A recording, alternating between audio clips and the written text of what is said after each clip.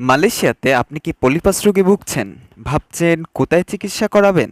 আমরা যে কোনো জায়গা থেকে পলিপাসের চিকিৎসা দিয়ে আসছি। আপনি মালয়েশিয়ার যে কোনো জায়গা থেকে আমাদের সেবা পেতে পারেন।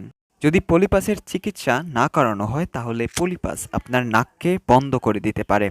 আপনার নিঃশ্বাস নিতে সমস্যা করবে, নাকে ঘ্রাণ শক্তি কমে যায় এবং অনেক সময় নাকে দুর্গন্ধ পাওয়া যায়। দেখা যায় কিছু কিছু রোগীর গলায় খুশখুশ ভাব থাকে, অনেকের আবার কাশিও থাকতে পারে। গলায় নিয়মিত প্রদাহ বা মুখ দিয়ে নিয়মিত শ্বাস নেওয়ার ফলে অনেক সময় গলার স্বর বসে যায় বা গলা বসা বা স্বরভঙ্গ থাকতে পারে।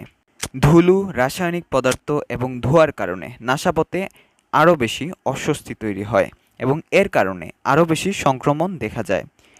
যদি 12 সপ্তাহের বেশি সময় ধরে নাকের প্রকোষ্ঠে একটানা অস্বস্তি চলতে থাকে অথবা একটানা সাইনোসাইটিস থাকে তবে নাকে পলিপ হতে পারে। এছাড়াও রাতে নাক ডাকা, কপাল ও মুখে চাপের অনুভূতি, নাক থেকে রক্ত পড়া পলিপাসের অন্যতম উপসর্গ।